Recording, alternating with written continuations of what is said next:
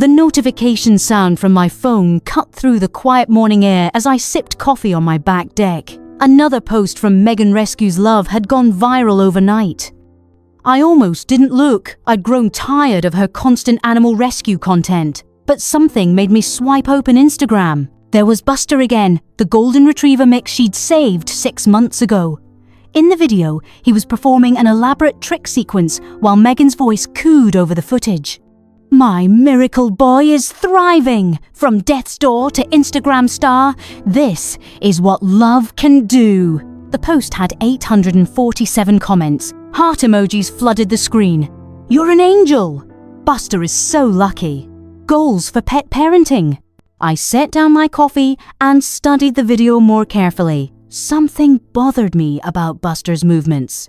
Too sluggish, too compliant. In my 15 years as a veterinarian, I'd seen enough animals to recognize when something was off. My name is Sarah Mitchell. I'm 34, and I live in a converted carriage house behind the main property at 412 Elm Street in Millbrook, a suburb where people care more about their social media presence than their neighbors.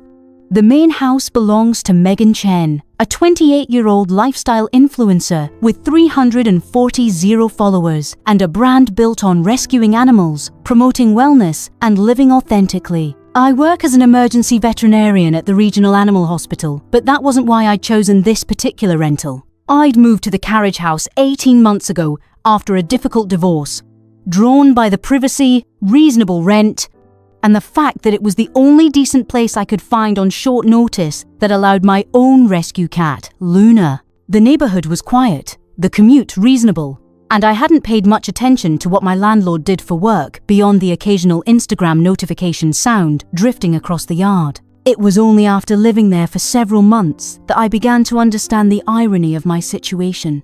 Spending my days dealing with the reality of animal suffering while my neighbor monetized the fantasy of animal salvation.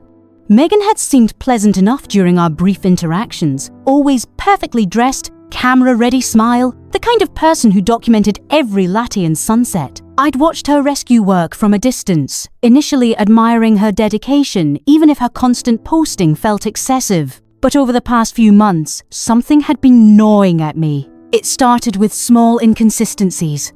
Buster's barking, sharp, desperate sounds that didn't match the happy, healthy dog showcased online. The timing was odd too. He'd bark frantically in the early mornings and evenings, always when Megan's car was gone. During her filming sessions in the backyard, he was silent as stone. Then there were the smells. My carriage house shared a fence line with her property. Some mornings, I'd catch whiffs of urine and waste strong enough to carry across 40 feet of space. When I mentioned it casually to Megan one evening, she laughed it off. Oh, Buster's still adjusting. Rescue dogs come with trauma responses, you know. But the video I just watched showed a dog who'd supposedly been fully trained and healthy for months. I re-watched the footage, this time focusing on details my veterinary training had taught me to notice. Buster's eyes looked glassy, unfocused. His tongue lolled out more than normal. When he performed the tricks, his movements were mechanical, like muscle memory overriding consciousness. My stomach tightened. I walked to my kitchen window and peered across the yard toward Megan's house. Her Range Rover was gone, probably at one of her brand partnership meetings. The yard was empty except for a metal dog run I had noticed before, partially hidden behind her garden shed. The dog run was maybe 6 feet by 8 feet. For a golden retriever mix weighing at least 60 pounds, it would be like living in a closet. Over the next few days, I began paying more attention. I started a simple log, noting when I heard barking, when Megan came and went. When filming sessions occurred, the pattern that emerged was disturbing. Buster spent most of his time confined to that small run. The ground inside was bare dirt, no grass. From my limited vantage point, I could make out a metal water bowl, frequently empty. No food bowl visible during the day, no shelter from the elements, but it was during one particularly clear evening, when I happened to be closer to the fence line watering my garden, that I saw the scratches on the gate, deep gouges in the metal, the kind made by desperate claws trying to escape. This wasn't a rescue success story. This was something else entirely. My phone buzzed again. Another notification from Megan's account. This time it was a photo of Buster sleeping peacefully on what looked like an expensive orthopedic dog bed, his golden fur gleaming in perfect lighting. The caption read, "Recovery mode activated." This sweet boy reminds me every day that healing takes time and love. #RescueDog, #second chances, #Megan rescues love, #sponsored. Sponsored, of course. I screenshot the post and checked the timestamp. Posted 12 minutes ago, but Megan's car was still gone. And from my window, I could see the empty dog run in her yard. The pieces clicked together like a diagnosis I didn't want to make. Over the following weeks, I spent my free time researching Megan's social media presence, with the thoroughness I usually reserved for complex medical cases. Her Instagram showed a carefully curated timeline of animal rescues, each one more dramatic than the last. She'd started the account 2.5 years ago with her own cat, Duchess, who had since disappeared from her posts entirely. Over time, she'd evolved into showcasing rescued dogs, always golden retrievers or similar photogenic breeds. The pattern was disturbing. Each dog appeared for roughly 4 to 6 months of posts, generating massive engagement and sponsorship deals. Then they'd quietly disappear, replaced by a new rescue with an even more heartbreaking backstory. Buster was dog number 7. Where were the other 6? Her website listed partnerships with pet food companies, supplement brands, and luxury pet accessory makers. The bio claimed she'd saved over 50 animals and donated thousands to local shelters. When I finally worked up the courage to call Millbrook Animal Services, they had no record of Megan Chen volunteering or donating. "We know who she is, though," the volunteer coordinator said. "Gets a lot of people asking about her rescue work. We keep telling them she's not affiliated with us." By late October, I had a plan forming. Not revenge. I wasn't interested in destroying Megan's career or life. I wanted to understand what was happening to these dogs and make sure Buster was safe. The first step was better documentation. I repositioned my old trail camera in my bedroom window, angled toward Megan's backyard. The motion sensor would capture any activity in the dog run area, though the distance meant the footage would be grainy. I also downloaded an audio recording app on my phone to document Buster's distress calls. The evidence I gathered over the next month was heartbreaking. Every evening around 6:45 p.m., right after Megan left for what appeared to be her dinner routine, the barking would start. This wasn't normal dog barking. It was the sound of an animal in distress.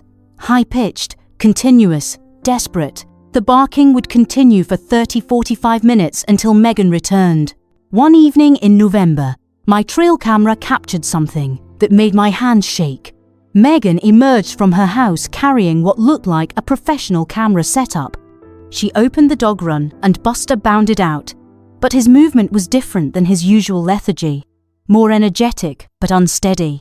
The filming session lasted about 2 hours.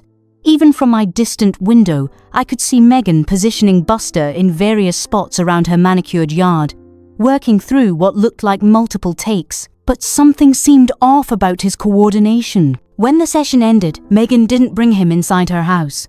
She led him back to the run, refilled his water bowl, and locked the gate.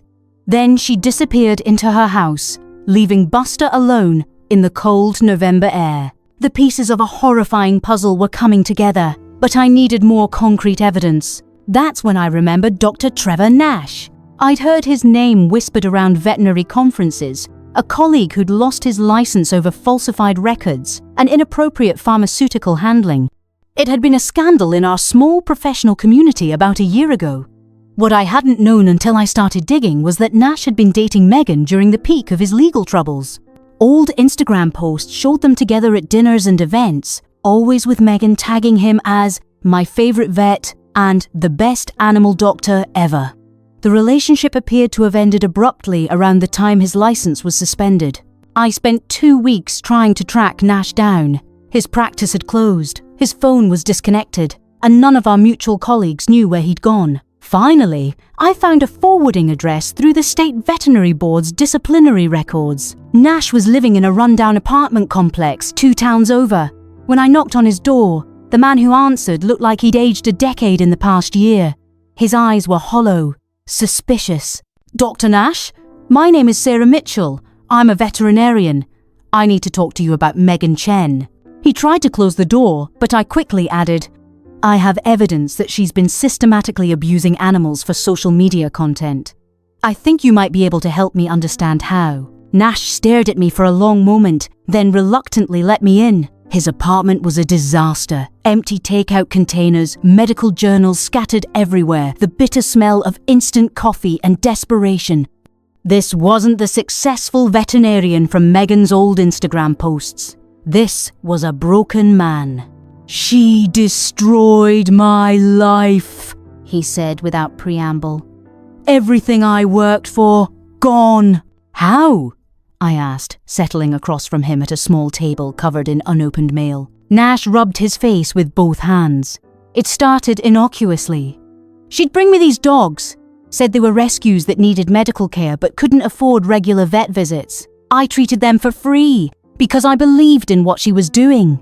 I waited, letting him find his words. But the treatments got stranger. She'd ask for sedatives for dogs that didn't seem anxious, stimulants for animals that appeared perfectly healthy. When I questioned her, she always had explanations. Filming anxiety, medication for behavioral issues I couldn't observe in brief visits. "When did you realize what was really happening?" Nash got up and walked to his window, staring out at the parking lot below.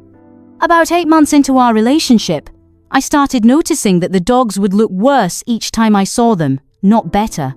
And the medications she was requesting weren't matching any veterinary protocols I knew. Why didn't you stop? I tried." His voice was barely above a whisper. When I refused to keep providing the drugs, she showed me videos she'd taken in my clinic. Me treating animals without proper documentation, giving her controlled substances based on her word alone. She said if I stopped helping her, she'd report me to the state board for practicing outside the law. My stomach dropped. Blackmail. Nash nodded. I was trapped. If I reported her, I'd lose my license for the illegal prescriptions. If I kept helping her, I was complicit in whatever she was doing to those animals. So what happened? I tried to document everything, gather evidence of what she was really doing, but Megan was always one step ahead. 2 weeks after I started keeping records of our interactions, the state board received an anonymous complaint about my bookkeeping and pharmaceutical handling. The silence stretched between us as I processed this information. "How many dogs?" I asked finally. Nash was quiet for a long time. "I treated maybe 15 over the course of our relationship, but I knew there were others she never brought to me." "What happened to them?" "She always said they went to good homes, showed me fake adoption certificates. But near the end, when I was getting suspicious, I overheard a phone conversation. She was negotiating prices with someone, talking about delivery schedules. These weren't adoptions." I leaned forward. "Dr. Nash, I need your help to stop her, but I have to know, are you willing to testify to what you've told me?" Nash looked at me with an expression I couldn't quite read. Fear, maybe, or hope. "What exactly are you planning?" "I'm going to build a case that can't be dismissed or covered up, but I need expert testimony about the pharmaceutical abuse.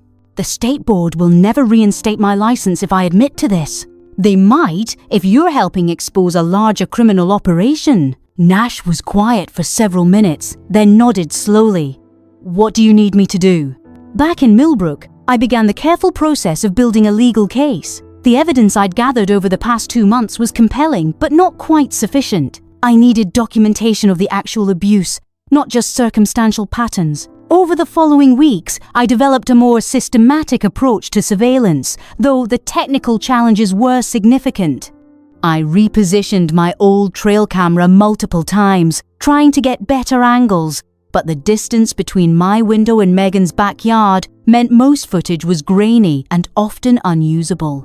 The camera's motion sensor was designed for wildlife at much closer range, so it frequently missed activity or triggered on irrelevant movement like wind-blown branches. I started keeping detailed logs of what I could observe from my limited vantage point, noting when Megan's car came and went, when I heard barking, and when I glimpsed activity in the backyard area.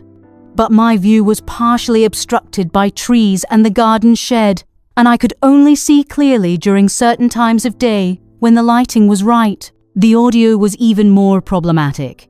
My phone's recording app could capture Buster's distress calls when they were loud enough, but most of the time the sound was too distant or muffled by intervening structures. I tried positioning the phone closer to my fence line, but that risked detection and still didn't provide clear audio evidence. The pattern that slowly emerged was disturbing, but frustratingly incomplete. I could document some concerning behaviors and timing correlations, but I was missing crucial visual evidence of what was actually happening during Megan's filming sessions. The distance and obstacles meant I was essentially working with fragments. Suspicious, but not conclusive. When I did manage to capture clearer footage, it was often from such poor angles or lighting conditions that the details were ambiguous. I could see shapes moving around in Megan's yard, evidence of equipment being set up and taken down, but the specifics of what was happening to Buster remained largely hidden from my surveillance position. This technical inadequacy of my documentation became a major problem later, when I realized I needed concrete evidence that would hold up to scrutiny. The blurry trail camera footage and distant audio recordings that comprised most of my surveillance data were suggestive but far from definitive proof of systematic abuse. This wasn't just abuse. This was a production operation. I started researching the business side of influencer marketing, trying to understand the financial incentives driving Megan's behavior. What I found was sobering. A successful pet rescue influencer could easily earn 6 figures annually through sponsorships, affiliate marketing, and direct donations.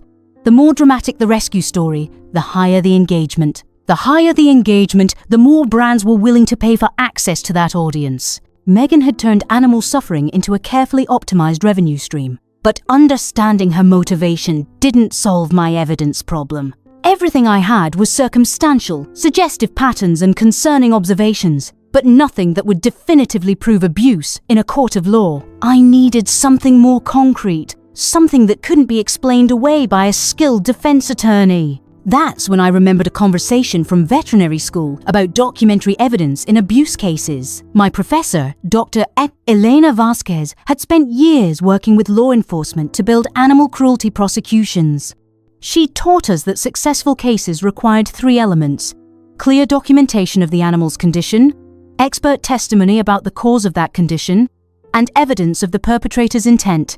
I had some documentation, but it wasn't clear enough. I had potential expert testimony from Nash, but his credibility was compromised, and I had no direct evidence of Megan's intent beyond overheard conversations that might not be admissible. I needed to get closer. On a cold December evening, I waited until Megan left for her usual dinner routine, then approached Buster's run with my professional camera and a small flashlight. The ethical implications of what I was about to do weren't lost on me. I was essentially conducting surveillance on private property, but as a veterinarian, I had a professional obligation to document suspected animal abuse, even if it meant stepping into legal grey areas. The reality was worse than I'd imagined from a distance. The metal gate was secured with a simple padlock, but the fence itself had a loose section where I could slip through without technically opening her gate. Once inside the run area, the smell hit me immediately. Urine, feces, and the sour odor of an animal in prolonged distress. Buster barely lifted his head when I approached. Up close, I could see how dramatically his condition had deteriorated since I'd first started watching him. His ribs were clearly visible through matted fur, and there were pressure sores on his legs from lying on the bare concrete. When I knelt beside him and gently examined what I could see without touching him, I found what appeared to be recent injection sites on his neck, small puncture wounds that were consistent with repeated needle insertions. I spent 20 minutes documenting everything with my camera: the empty water bowl, bone dry despite the day's heat, the complete absence of food, the scratches on the fence where he tried to dig or claw his way out, the bare concrete floor with no bedding or shelter from the elements. The photos were heartbreaking, but they were also evidence. As I prepared to leave, I heard the sound that had been haunting my sleep for weeks: Buster's desperate whimpering. Not the sharp barks of earlier months, but the exhausted whines of an animal who had given up hope of rescue. I reached through the fence and let him sniff my hand. He didn't come closer, but he didn't retreat either. "I'm going to help you," I whispered, knowing he couldn't understand but needing to say it anyway. "I promise." That's when I heard the car door slam in the driveway. Megan was home early. I crouched behind the garden shed, my heart pounding as I listened to her heels clicking across the pavement. She was on the phone, her voice carrying clearly across the quiet yard. The engagement metrics are incredible on the rescue content, she was saying to whoever was on the other end. But I think I need to pivot the narrative soon. The audience starts to lose interest if there's not enough story development. A pause as she listened to the response. "Oh, you mean Buster?" She laughed, and the sound made my skin crawl. He's becoming more of a liability than an asset. The medications aren't working as well as they used to. He's getting tolerant to the dosages, and I can't risk increasing them much more without visible side effects that would show up on camera. My hands clenched into fists as I listened to her discuss Buster like he was a piece of equipment that needed replacing. "Actually, I've been working on sourcing a replacement," she continued, walking closer to where I was hiding. "Younger dog, better tragic backstory, actual documented abuse case that I can reference for authenticity. The sponsors love that kind of narrative depth." Another pause. "Yeah, I've already got a transition plan for Buster. There's this guy who runs let's call it a private placement service for dogs with behavioral issues. Cash deal, no paperwork, no questions asked. He specifically looks for older animals that are what he calls broken in, less likely to cause problems for his clients." My stomach turned as the implications of that phrase sank in. "Should happen within the next week or two," Megan continued. "I want to get one more big content push out of him first. Maybe a Buster's recovery journey series that I can monetize with a dedicated sponsor. Then he disappears and the new dog arrives with a fresh story arc." The phone conversation ended and I watched through a gap in the shed as Megan approached Buster's run. She had a small medical bag with her, the kind veterinarians use for house calls. From it, she extracted a syringe and a small vial of clear liquid. She also pulled out what looked like a piece of raw chicken from a plastic container. I held my breath as she injected the liquid into the meat, then tossed it through the fence to Buster. He ate it immediately, probably the first food he'd had all day. "There you go, baby," she cooed in the same voice she used for her Instagram videos. "Mama's got to make you look pretty for the camera tomorrow." Within 10 minutes, Buster's demeanor changed completely. The lethargic, defeated animal became suddenly energetic, almost manic. He began pacing the small enclosure, occasionally jumping up against the fence with an energy that seemed completely artificial. But it wasn't normal energy. Even from my hiding place, I could see that his movements were erratic, uncoordinated. His pupils were dilated, and he was panting heavily despite the cool evening air. Whatever she'd given him was powerful enough to override exhaustion and malnutrition, but it was clearly not safe. Megan spent the next hour setting up professional lighting equipment around the run area, transforming the space into what looked like a film set. She positioned reflectors and diffusers with the expertise of someone who'd done this hundreds of times. When she was ready, she opened the run and began directing Buster through a series of staged activities. She'd spread a clean blanket over a section of her lawn and coaxed him to lie on it while she filmed from multiple angles. She threw tennis balls for him to fetch, recording his artificially enthusiastic responses. She even staged what appeared to be a feeding time scene, using a bowl of fresh kibble that materialized from nowhere and would probably disappear again as soon as the cameras stopped rolling. The entire session lasted nearly 3 hours. Megan shot enough footage to create weeks' worth of content, capturing multiple outfit changes for herself and various spontaneous moments with Buster.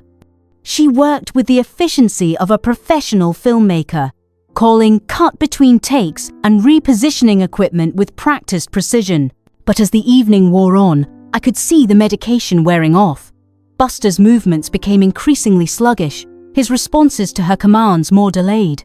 By the end of the shoot, he was barely staying upright. When Megan finished filming, she didn't bring Buster inside her warm house. She led him back to the concrete run, quickly refilled his water bowl, and locked the gate. Then she began breaking down her equipment as if he was no longer part of the equation. Within minutes of the lights going out, Buster collapsed onto the concrete floor, shivering and disoriented as whatever cocktail she'd given him metabolized out of his system. I waited another 30 minutes before carefully making my way back to my carriage house, my mind reeling from what I'd witnessed. This wasn't just animal neglect or even simple abuse. This was systematic exploitation using veterinary-grade pharmaceuticals to create artificial behavior for commercial purposes. And according to what I'd overheard, it was all about to end with Buster being sold to people who wanted dogs that were broken in. I spent the rest of the night researching what I'd witnessed, cross-referencing the symptoms I'd observed with various controlled substances. Based on Buster's reaction, the sudden energy followed by disorientation and exhaustion, I suspected Megan was using some combination of stimulants and possibly sedatives to control his behavior for filming. The injection sites on his neck suggested this had been going on for months. By dawn, I'd made a decision that would change everything. I was going to stop waiting for perfect evidence or ideal legal conditions.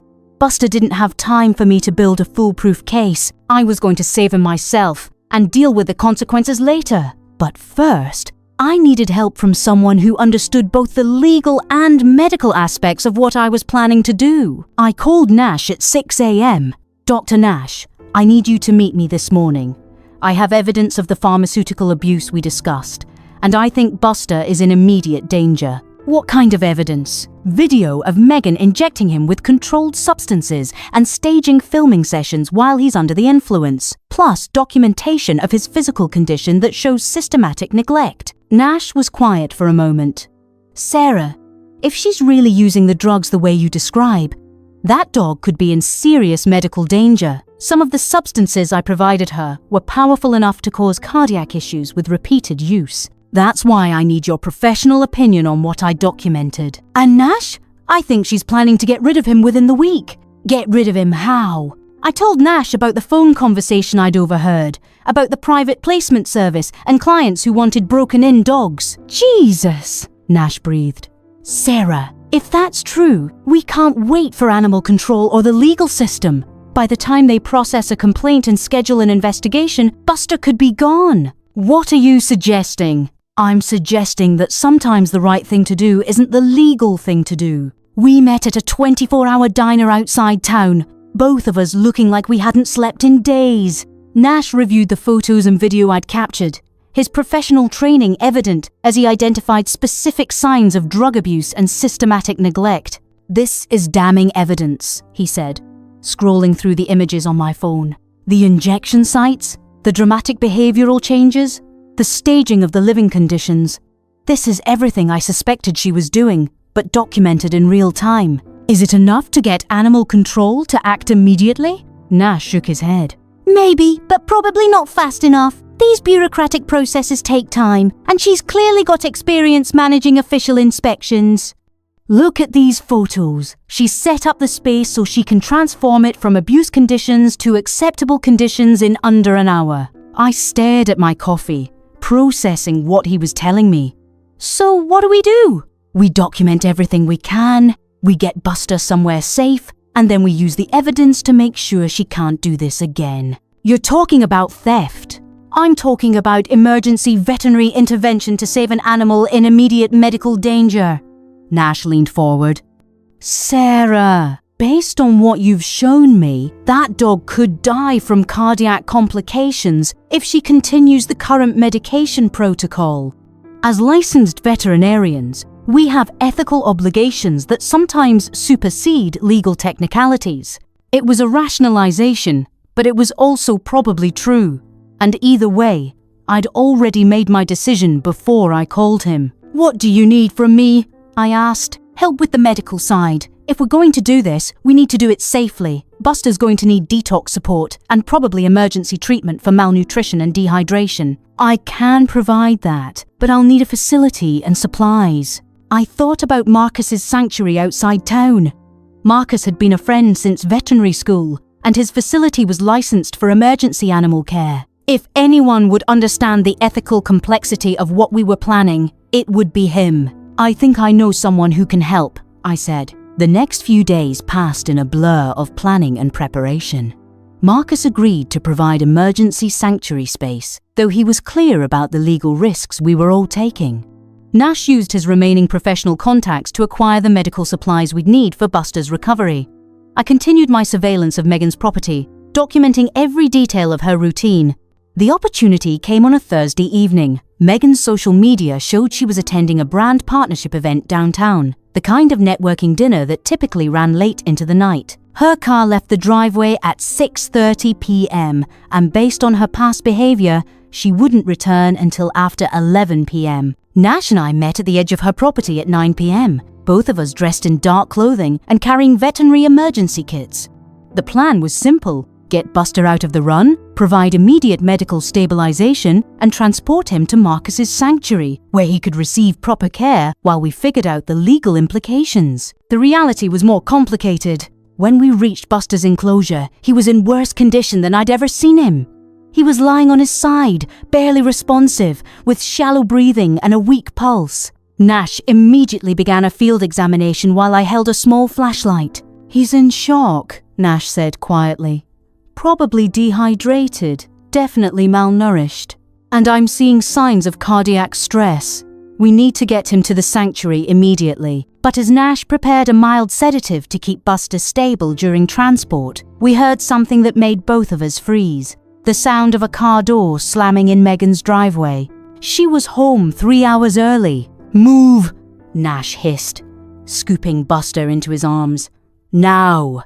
We ran through the darkness toward Nash's van, parked 2 blocks away on a side street. Behind us, I could hear Megan's voice getting closer to the backyard, probably checking on her investment before the next day's filming. Within seconds, we heard her scream, "Where is he? Where the hell is he?" Nash started the van and we drove away into the night. Buster unconscious in the back seat, his breathing steady but weak. We'd done it. We'd gotten him out. But as I listened to Nash radio ahead to Marcus's sanctuary, describing Buster's condition and requesting emergency medical support, I realized that the easy part was over. Now came the reckoning. The next 48 hours passed in a controlled chaos of veterinary emergency care, legal consultation, and damage control. Buster was in critical condition when we arrived at Marcus's sanctuary. Nash worked through the night providing IV fluids, nutritional support, and careful monitoring as the various drugs worked their way out of Buster's system. Marcus documented everything with the thoroughness of someone who understood we'd need medical evidence to justify what we'd done. Blood tests revealed traces of 3 different controlled substances, including a stimulant that could cause permanent cardiac damage with repeated use. X-rays showed signs of chronic malnutrition and stress-related tissue damage. "This is systematic poisoning," Marcus said, reviewing the lab results. "Whoever did this has been using this animal as a test subject for months." While Nash focused on Buster's medical care, I tried to prepare for the legal storm I knew was coming. I called a lawyer, Kate Morrison, who specialized in animal welfare cases, and explained the situation as objectively as I could. "Dr. Mitchell," she said after listening to my account, "I need to be very clear about something. What you've described is legally theft, regardless of your motivations. The fact that you're a veterinarian and had legitimate concerns about animal welfare will help with mitigation, but it won't eliminate the criminal charges." "What kind of charges?" "Burglary, theft, possibly conspiracy if they can prove you planned this with Dr. Nash. The property owner is going to argue that you had no legal authority to remove her animal, and technically, she'll be right." I stared out the window of Marcus's office, where Buster was finally sleeping peacefully for the first time in months. "What if we can prove she was abusing him? That helps with the moral argument, but it doesn't change the legal facts. You're a private citizen who took matters into your own hands instead of working through proper channels." Kate paused. "There is one thing working in your favor, though. If you can demonstrate that the animal was in immediate medical danger and that waiting for official intervention would have resulted in death or permanent harm, you might be able to argue necessity defense." "What would I need to prove that?"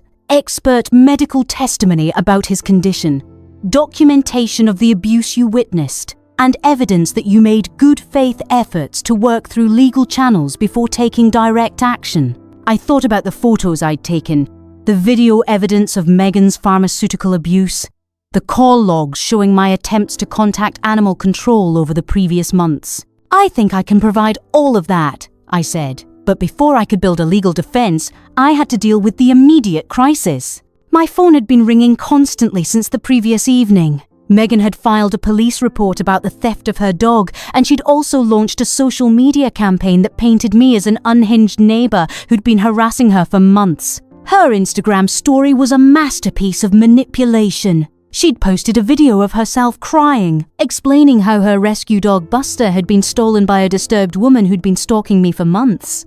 She included screenshots of what she claimed were threatening messages. I sent her, though I'd never contacted her directly about any of my concerns.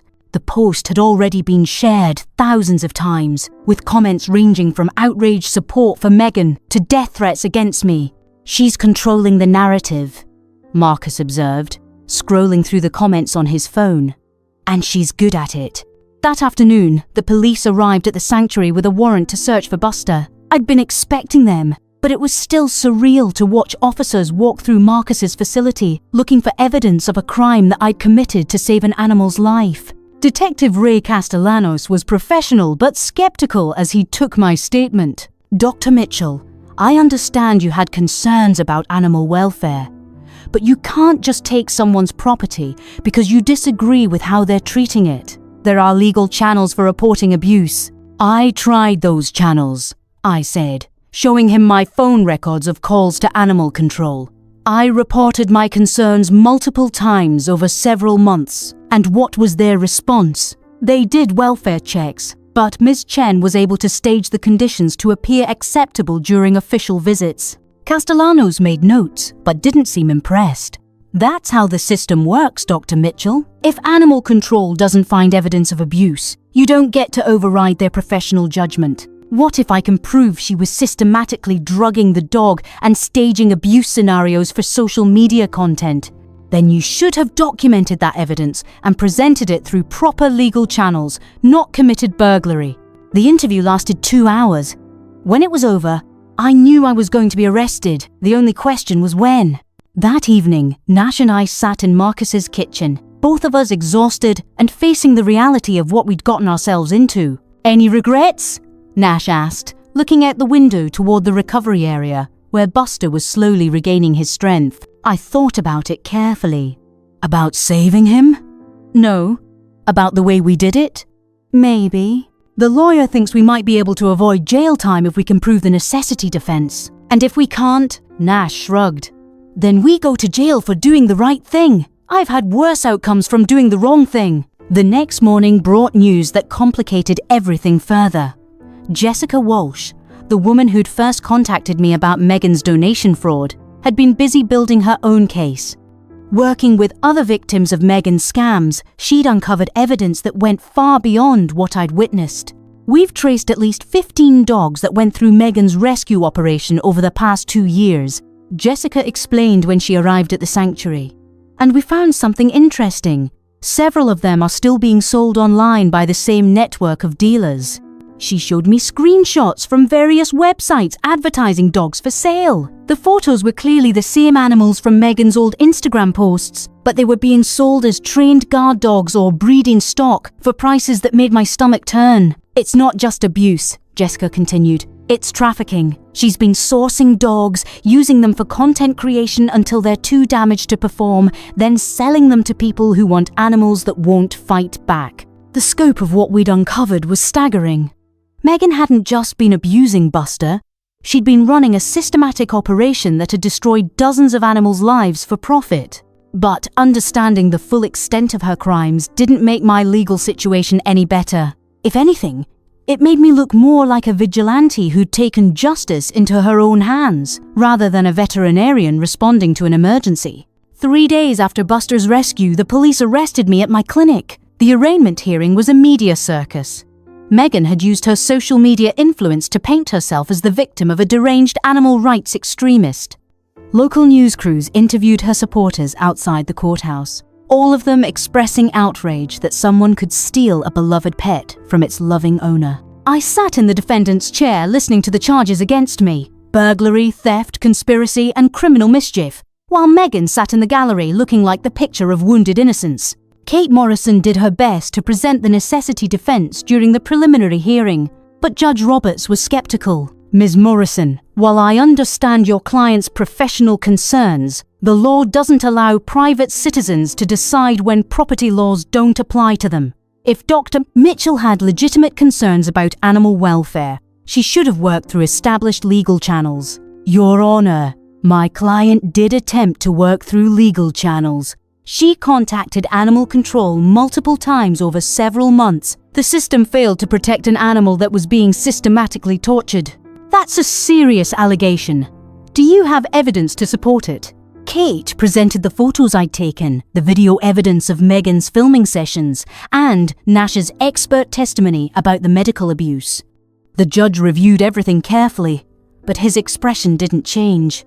Ms. Morrison, this evidence is certainly concerning, and it may be relevant to sentencing if your client is convicted, but it doesn't change the fact that she committed burglary and theft. The proper response to suspected animal abuse is to provide this evidence to the authorities and let them investigate, not to take the law into your own hands. I was released on bail, but the message was clear. The legal system was going to treat me as a criminal, regardless of why I'd done what I'd done. But outside the courthouse, something unexpected was happening. A small group of protesters had gathered in support of Buster and against Megan. They weren't there because of anything I'd done. They were there because Jessica Walsh's investigation had started to gain traction on social media. Dr. Mitchell! A young woman with a #JusticeForBuster sign approached me as I walked to my car.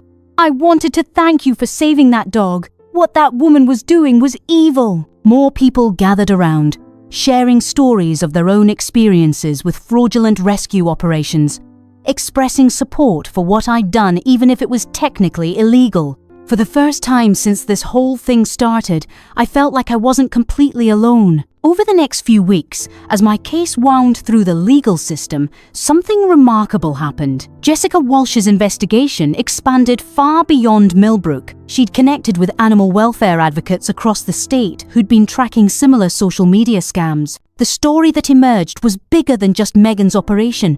There was an entire network of influencers using animal suffering to generate content and revenue. The rescue industry had become so profitable that people were creating abuse situations specifically to film recovery content. Nash's testimony proved crucial, not just for my case, but for the broader investigation. His detailed knowledge of the pharmaceutical abuse provided the technical evidence that authorities needed to understand how systematic these operations had become. She wasn't just improvising. Nash explained during one of his interviews with state investigators.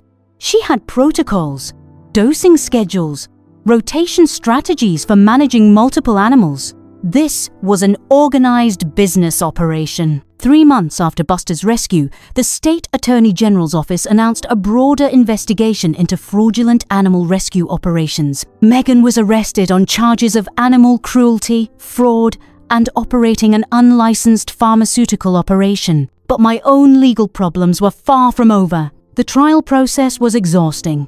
Even with growing public support and mounting evidence of Megan's crimes, I'd still technically committed burglary and theft. Kate Morrison worked tirelessly to build the necessity defense, arguing that Buster would have died without immediate intervention. The turning point came when Nash testified about Buster's medical condition on the night we rescued him. In my professional opinion, Nash told the jury, that animal was in cardiac distress and would not have survived another 24 hours without emergency medical intervention.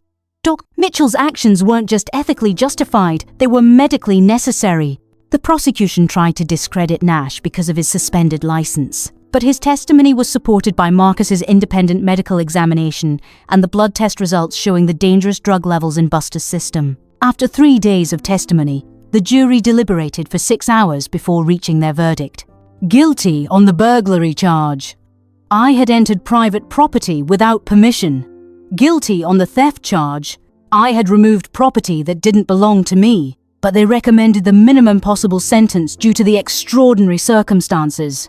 Judge Roberts sentenced me to 200 hours of community service, 2 years of probation, and a fine of $2,500. My veterinary license was suspended for 6 months while the state board conducted their own review of my actions. It felt like both a victory and a defeat. Megan's trial was a different story entirely.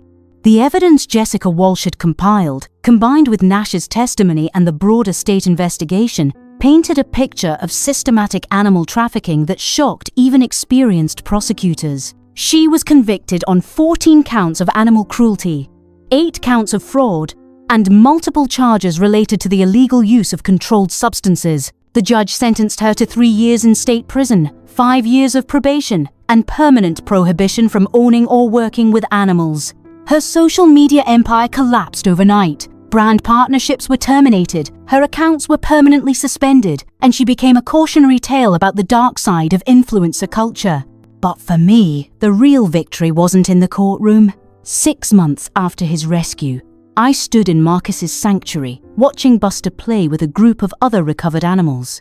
He'd gained 30 pounds and his fur had grown back thick and golden. The blood tests showed his system was finally clear of all the drugs Megan had given him. He still had anxiety around cameras and sudden movements. He probably always would. But he was alive and healthy and surrounded by people who understood his worth. Had nothing to do with how he looked on video. Nash had gotten his license reinstated after providing crucial testimony in multiple animal trafficking cases. He was working at the sanctuary now, helping other animals recover from pharmaceutical abuse. My own career had taken an unexpected turn. The veterinary board ultimately reinstated my license with a formal reprimand, acknowledging that my actions, while legally problematic, had been ethically motivated.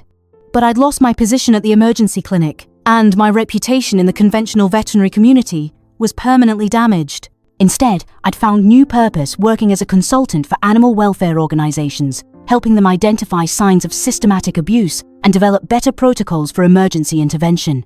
Jessica Walsh had turned her investigative work into a full-time non-profit organization focused on exposing fraudulent rescue operations. Her team had already shut down 12 other social media scams across multiple states. The broader legal and social implications of our case were still unfolding. Several states had passed new laws requiring better oversight of animal rescue claims on social media. The major platforms had updated their policies to flag potentially fraudulent animal content. But the most important change was cultural. People were asking harder questions about the animal rescue content they consumed online. The assumption that viral animal stories were automatically legitimate had been shattered. On this particular afternoon, as I watched Buster chase a tennis ball with pure joy, my phone buzzed with a text from Marcus. Family coming to meet him tomorrow. Retired veterinarian and her husband. They've been following his story since the beginning. Think it might be perfect.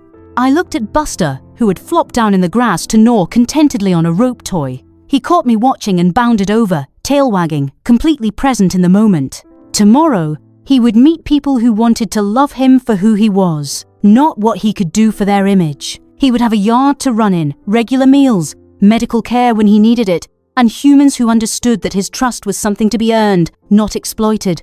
The legal system hadn't delivered perfect justice. It rarely does. Megan would be out of prison in less than 3 years, free to rebuild her life under a different name. The trafficking network had been disrupted, but similar operations were probably starting up elsewhere.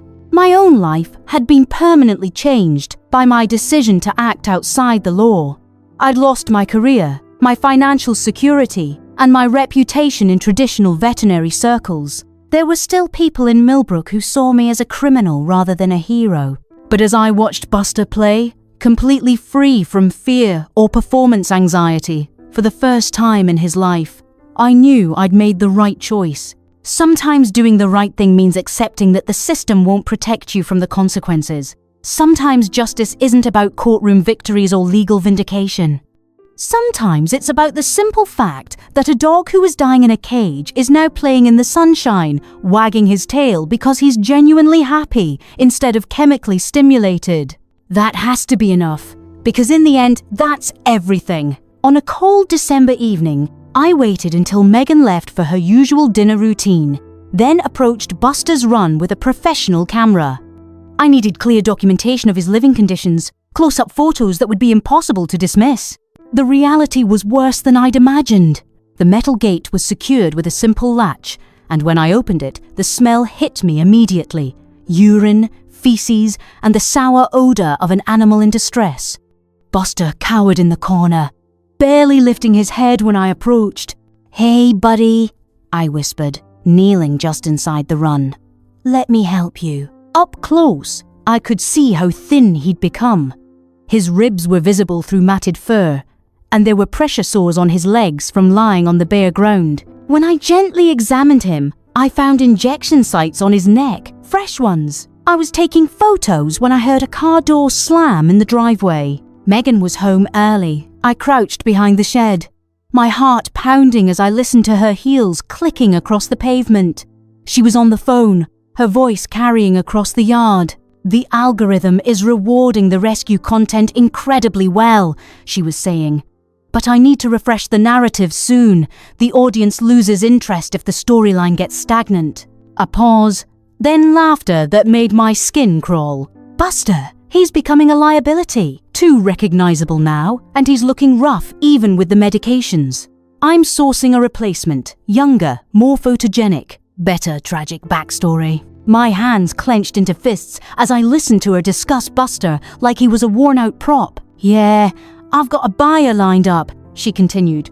"Some outfit that takes dogs with behavioral issues. Cash deal, no questions asked. They specifically requested older animals that are broken in." The call ended, and I watched her approach Buster's run. She had a syringe ready and what looked like a piece of meat.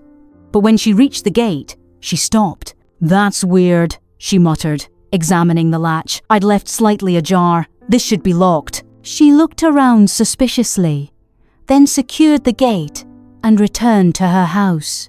I waited 30 minutes before creeping back to my carriage house, my mind racing. That conversation had changed everything.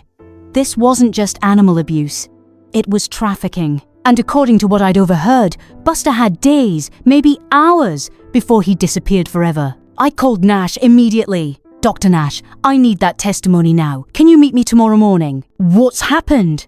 "She's planning to sell Buster to people who want broken dogs. I think we both know what that means." The next morning, Nash and I met at my kitchen table to plan our approach. The evidence we had was substantial, but legally complicated. Nash's testimony about the pharmaceutical abuse was crucial, but his own legal vulnerabilities made him a problematic witness. "We need to involve law enforcement," I said. "But carefully. If we approach this wrong, Megan will destroy evidence and disappear." "What about animal control?" Nash suggested. "I tried calling them months ago. They did a welfare check, but Megan cleaned everything up beforehand. She's good at managing official inspections." That's when my phone rang. The caller ID showed a number I didn't recognize. Dr. Mitchell. The voice was young, female, uncertain. "My name is Jessica Walsh. I got your number from the veterinary board directory. I need to ask you about someone. What can I help you with?" "It's about Megan Chen, the Instagram influencer. My sister donated almost $2,000 to her rescue operation over the past year. But when we tried to visit the sanctuary she claims to support, they'd never heard of her." I exchanged glances with Nash. "Ms. Walsh, I think there are some things you need to know. Can you meet me this afternoon?" Jessica Walsh turned out to be exactly what we needed. A victim with standing to file a formal complaint. Her sister wasn't the only one who'd been defrauded. Through social media, Jessica had connected with 12 other families who'd donated money to Megan's fake rescue operation. "We've been comparing notes," Jessica explained when we met at a coffee shop downtown. "The charity registration numbers on the receipts she sent don't exist. The bank routing information for donations goes to a personal account, not a non-profit. Have you reported this to anyone?" "We tried. The police said it's a civil matter unless we can prove intentional fraud. The State Attorney General's office said they need more documentation of systematic deception." Nash leaned forward. "What kind of documentation?" Jessica pulled out her laptop. "Evidence that she never actually rescued these animals, that the donations weren't going where she claimed.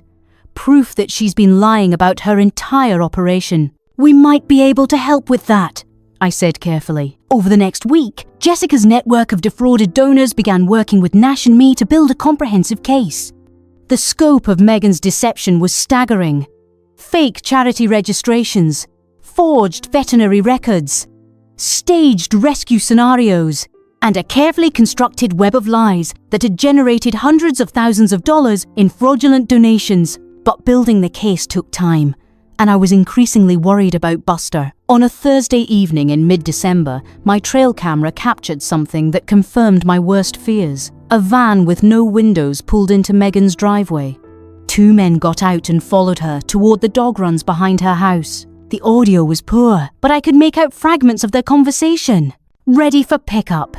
Behavioral issues, but that's what you wanted. $500 cash, like we discussed. I watched them load something into a crate in the back of the van, then drive away into the night. Buster was gone. I sat in my kitchen at 2 a.m., staring at the grainy footage and feeling like I'd failed completely. While I'd been carefully building a legal case, Megan had disposed of the evidence. That's when I realized something that changed everything. The van had license plates, and my camera had captured them clearly. I called Nash immediately, despite the hour. "She sold him," I said when he answered, "but I got the license plate. We can trace where he went. Sarah, even if we find him, taking him would be theft. You could be arrested." "Then we do this legally. We use the license plate to identify the buyer, then tip off law enforcement about a dog trafficking operation. And if the buyer is operating illegally too, then we shut down the whole network." It took 2 days of detective work, but we traced the license plate to a rural property outside town that had been flagged multiple times by animal control for suspected illegal breeding operations. The owner, Ray Hendricks, had a history of purchasing dogs from questionable sources and had been under investigation for animal cruelty. Jessica Walsh used her connections with the donor victims to contact a reporter at the local news station. The story that aired the following week wasn't just about donation fraud. It was about a systematic animal trafficking network that used social media influence to source inventory. The investigation moved quickly after that.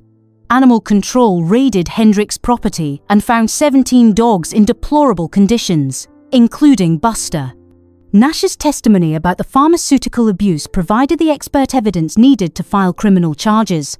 Megan's carefully constructed social media empire collapsed in less than 72 hours, but the legal process was messier than I'd expected. When animal control officers arrived at my door 3 days after the raid, I thought they were bringing good news about Buster's recovery. Instead, they were there to arrest me. "Dr. Sarah Mitchell, you're under arrest for trespassing and attempted theft of personal property," Officer Janet Hayes said, reading me my rights. "The owner of 412 Elm Street has filed charges related to your unauthorized entry onto her property and interference with her animals." I spent 6 hours in county lockup before Nash and Jessica managed to arrange bail. The charges were serious. Megan had security camera footage of me entering her property and opening Buster's run, even though I hadn't actually taken him that night. "This is her way of controlling the narrative," Jessica explained as we sat in the courthouse waiting area. "If she can paint you as an unhinged neighbor who was harassing her, it undermines the entire case." My lawyer, a public defender named Kate Morrison, was blunt about my situation. "The trespassing charge will probably stick," she said. "You were on her property without permission. The attempted theft is harder to prove since you didn't actually remove the animal, but it's still legally problematic. What about the evidence of abuse we documented? That helps your case for mitigation, but it doesn't eliminate the criminal charges. In the eyes of the law, you're still a private citizen who took matters into your own hands instead of working through proper channels."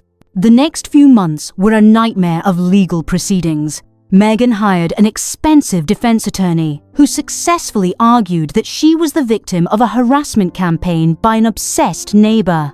My veterinary license came under review. The state board launched their own investigation into whether I'd acted ethically.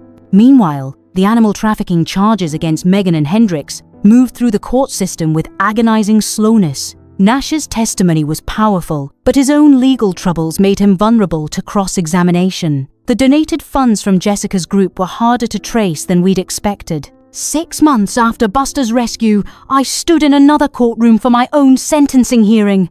"Dr. Mitchell," Judge Roberts said, reviewing the case file, "while the court recognizes your professional concern for animal welfare, you cannot take the law into your own hands. Private citizens cannot decide when property laws don't apply to them.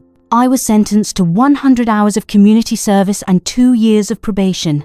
My veterinary license was suspended for 6 months, with the possibility of full reinstatement pending completion of an ethics course. Megan received 3 years of probation for donation fraud and animal endangerment. Her social media accounts were permanently banned from major platforms. The trafficking charges were reduced to misdemeanors due to insufficient evidence of organized criminal activity. It felt like a hollow victory. But 8 months later, as I sat in Marcus's animal sanctuary watching Buster play with a group of rescue dogs in the afternoon sun, I realized that victory isn't always measured in courtroom outcomes. Buster had gained 20 pounds and his fur had grown back thick and golden. The veterinary examination after his rescue showed he was finally free of all the drugs Megan had been giving him. He still had anxiety around sudden movements and loud noises, but he was learning to trust again.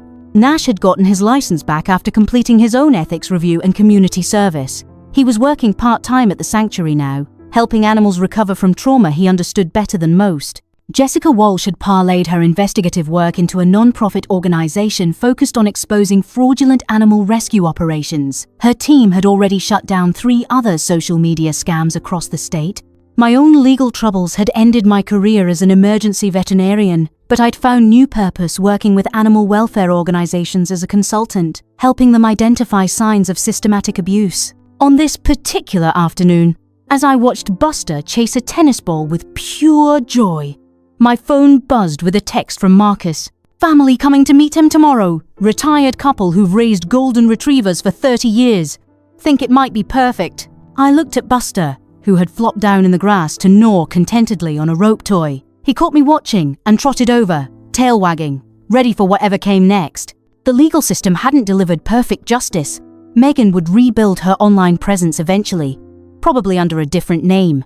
The trafficking network had been disrupted but not eliminated, and I'd learned that doing the right thing doesn't always protect you from consequences. But Buster was alive, he was healthy, and tomorrow he would meet a family who would love him for who he was, not what he could do for their image. Sometimes that has to be enough.